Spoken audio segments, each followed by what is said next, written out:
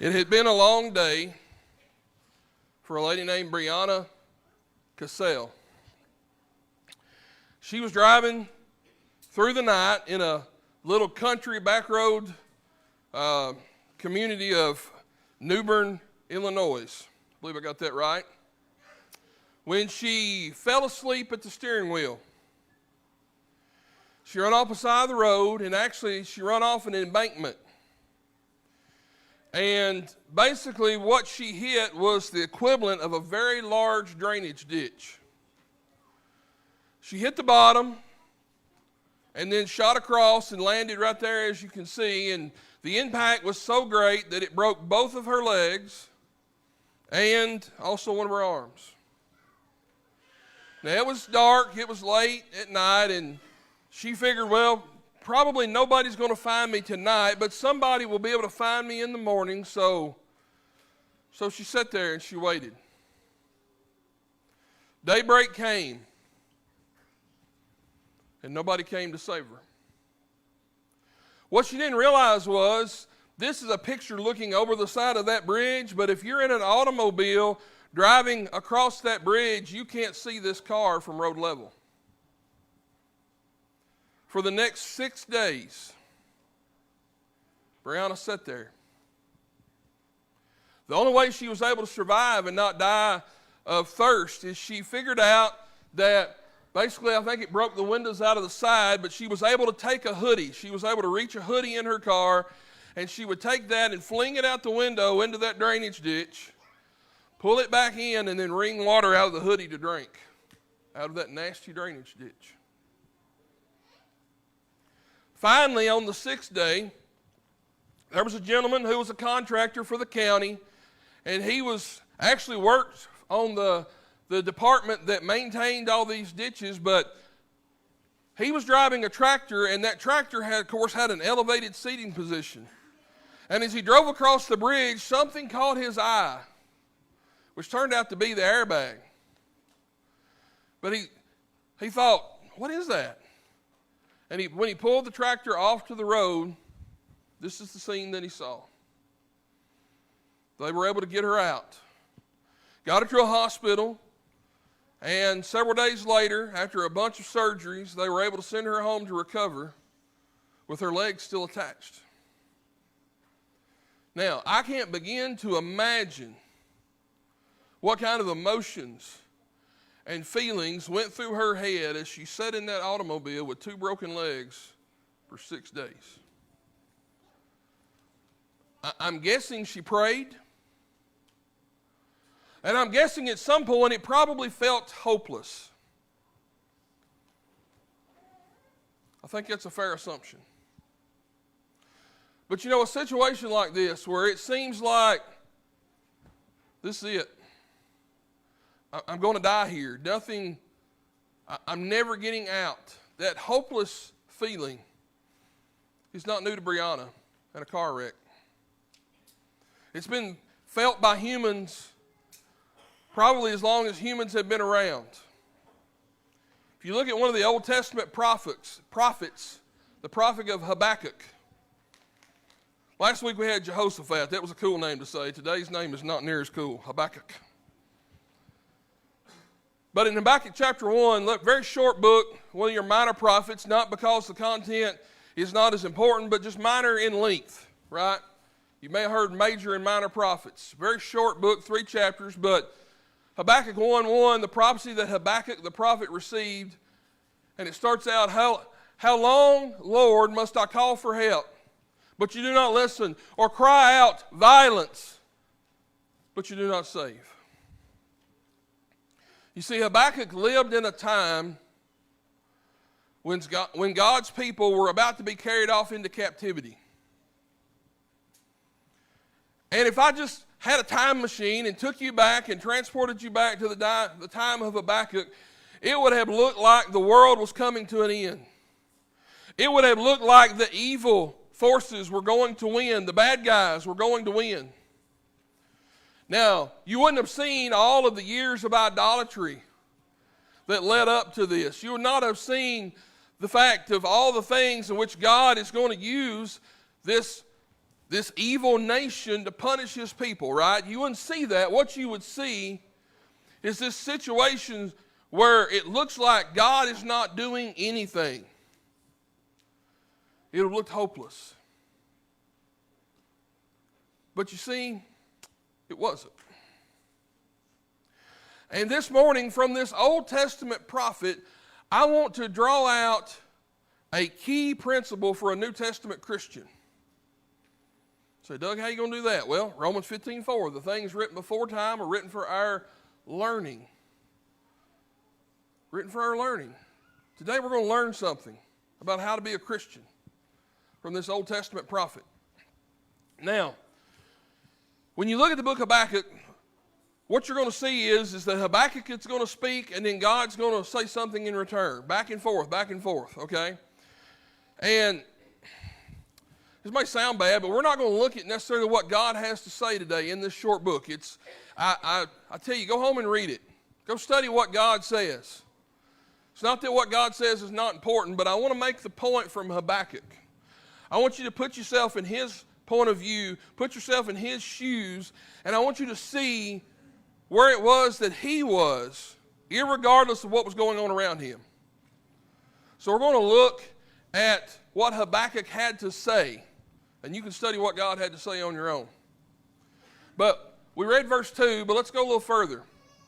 O Lord, how long shall I cry for help, and you will not hear, or cry to you violence, and you will not save? Why do you make me see iniquity, and why do you idly look at wrong? Destruction and violence are before me. Strife and contention arise. So the law is paralyzed, and justice never goes forth. For the wicked surround the righteous, so justice goes forth perverted. God, it is really, really, really bad right now. God, you got any idea how bad this is? The bad guys are winning. Evil is winning. God, why won't you move? God, why won't you do something? You ever felt that way? I bet it feels like sitting down in the bottom of a drainage ditch with two broken legs. Feeling like help's not coming.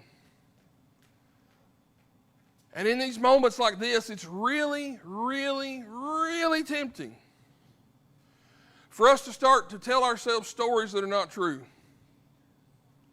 And sometimes I think one of the largest stories that we tell ourselves is, well, God doesn't know. God doesn't know or God doesn't care. And can I tell you something today? Neither one of those are true. God does know. God has never sat upon his throne and said, do what? I didn't know that. He knows everything. And does he care? Did he care about his son? Did he care about what his son went through when he died on that cross? Do you think that he cared? Of course he cares. He may not be acting right now for a reason, but you need to trust and believe that he cares. And then he knows. Now, Habakkuk is going to cry out, God, this wicked nation, Babylon, it's coming and it's doing all these things to your people. And God's basically going to tell him, the plan that I've got in store, you're not going to believe it. And he basically tells Habakkuk, listen, this is my doing. And Habakkuk has a real existential problem with that. And I think sometimes we do the same thing, right? God, I thought you were different than that. Look at what he says, verse 12. Are you not from everlasting? O Lord, my God, my Holy One, we shall not die. O Lord, you have ordained them as a judgment, and you, O rock, have established them for reproof. You who are pure of eyes than to see evil cannot look at wrong. Why do you idly look at traitors and remain silent when the wicked swallows up a man more righteous than he? You make mankind like the fish of the sea, like crawling things that have no rulers. He brings all of them up with a hook, and he drags them out with his net. He gathers them in his dragnet so that he rejoices and is glad. Therefore he sacrifices to his net and makes offerings to his dragnet. For by them he lives in luxury, and his food is rich. Is he then to keep on emptying his net and mercifully killing nations forever? God, these are wicked people. How can you, being a good, loving God, how can you stand for this? I mean, I thought I knew you better than this, God. You see how we do things? Isaiah 55, 7, 8, and 9.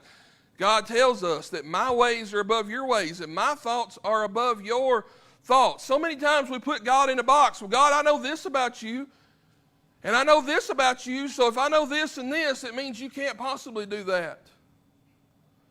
I mean, God is love, isn't he? 1 John 4.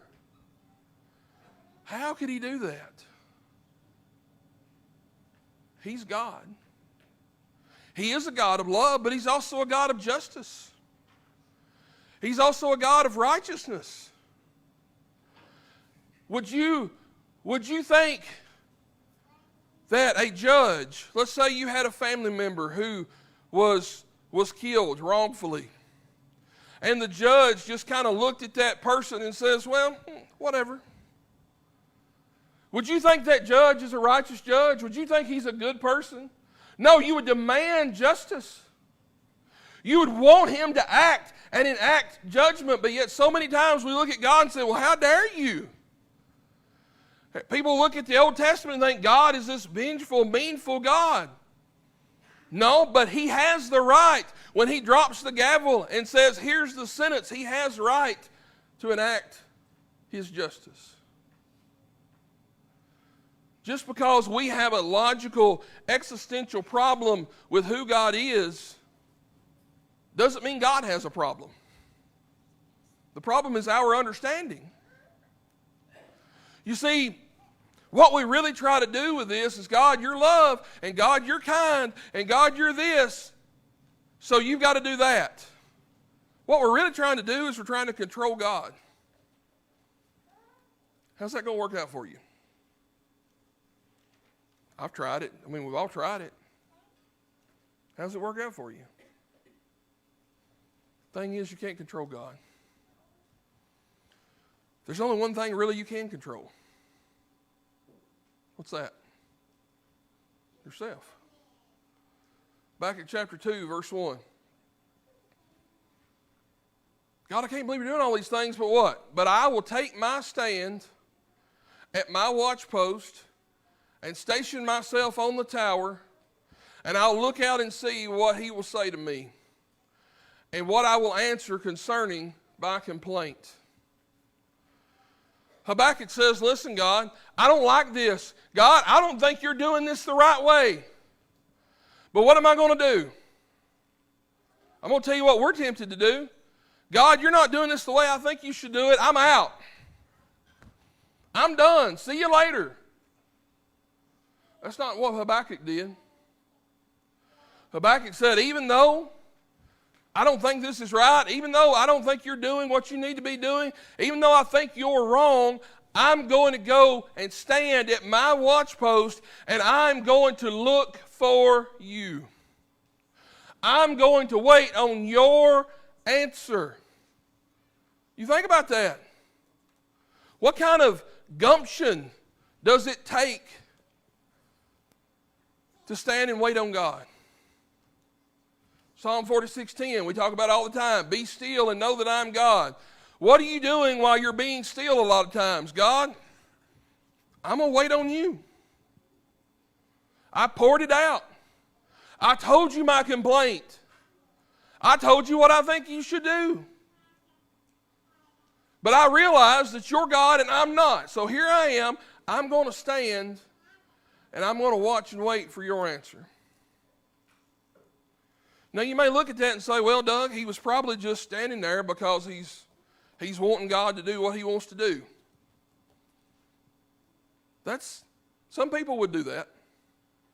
Some will say, I'm going to stand here and wait on God and wait till he gives me the answer I want. That's not what Habakkuk did. He's different. You see, let's go look at chapter 3.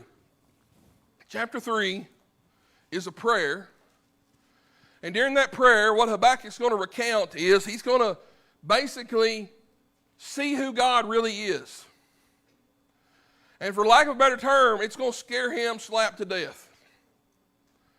But I want you to look at how he responds after the prayer. A prayer of Habakkuk, the prophet, according to Shalanoth. O Lord, I have heard the report of you and your work. O Lord, do I fear? In the midst of the years, revive it. In the midst of the years, make it known. In wrath, remember mercy. God came from Temoth, and the Holy One from Mount Paran, Salah. His splendor covered the heavens, and the earth was full of his praise. His brightness was the light. Rays flashed from his hand, and there he veiled his power.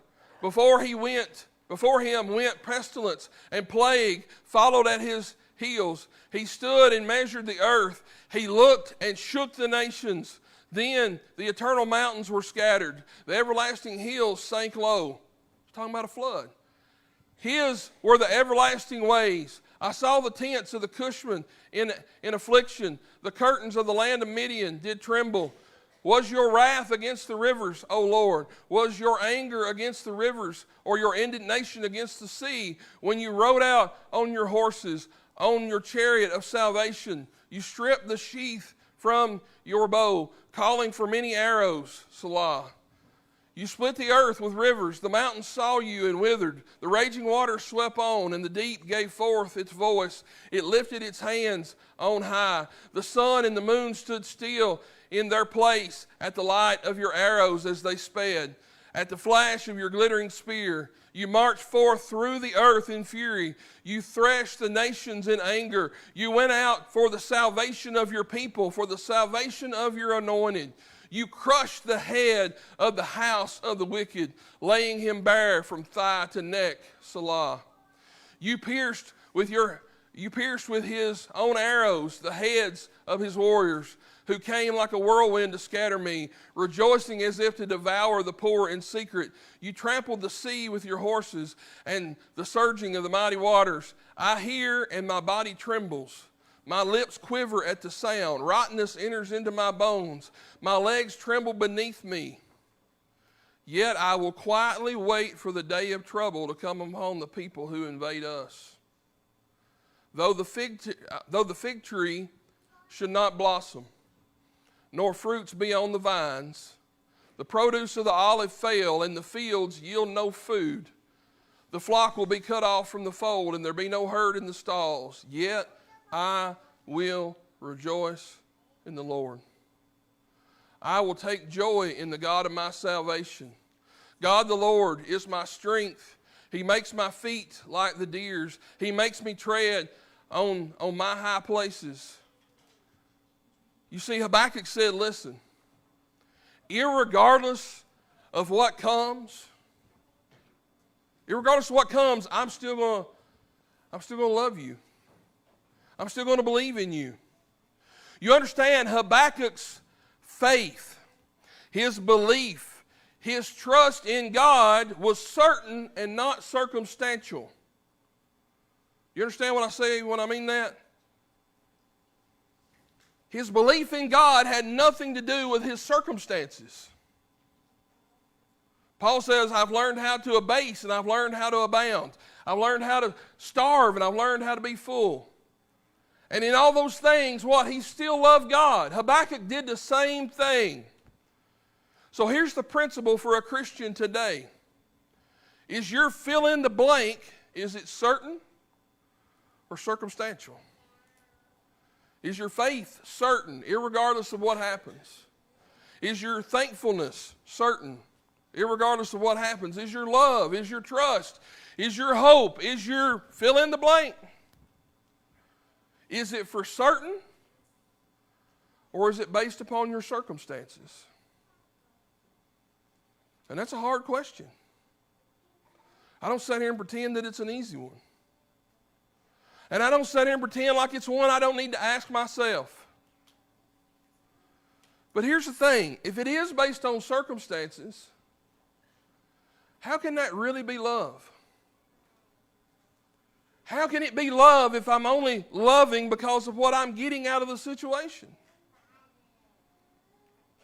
You know, we think about Job. Job chapter 1, and this is where we'll end today. But you think about what God said about Job. And the Lord said to Satan, have you considered my servant Job? There is none like him on the earth, a blameless and upright man who fears God and turns away from evil. Then Satan answered the Lord and said, does Job fear God for no reason? Have you not put a hedge around him and his house and all that he has on every side? You have blessed the work of his hands, and his possessions have increased in the land. You see, that was the accusation that Satan lobbed against God, is that people only follow you because of the stuff that you give them. And God looked Satan right square in the eye and said, that one right there, that one don't. That one loves me for me, irregardless of what he has. And if you don't believe me, here you go take his stuff away. And when that didn't work, if you don't believe me, go take his health away from him. Did he struggle? Yes. Did he want to call God out on the carpet and be like, what have I done? Because the answer to that question was he had done nothing. In fact, he had done nothing wrong. He had done everything right. That's why God chose him to suffer. You see, Job's faith and trust and love and belief and fill in the blank was certain, not circumstantial. Because if you can't be happy with nothing, you can't be happy with everything. It's not going to work. Because you're still in the middle of it. So this morning I ask you, are you certain? If you're not certain, the beautiful thing is today you have a chance to make that decision. It truly is a decision. The only thing you can control is you. And I don't know what you need. I don't know what situation you're struggling with. But I'm certain that God loves you. See what I did there? And I'm certain there's people here that love you. And I'm certain that whatever it is, if we can't fix it, we can walk with you. Yea, though I walk through the valley of the shadow of death, I'll fear no evil, for thou art with me. God is with you, and we can be with you too. If you need help this morning, come.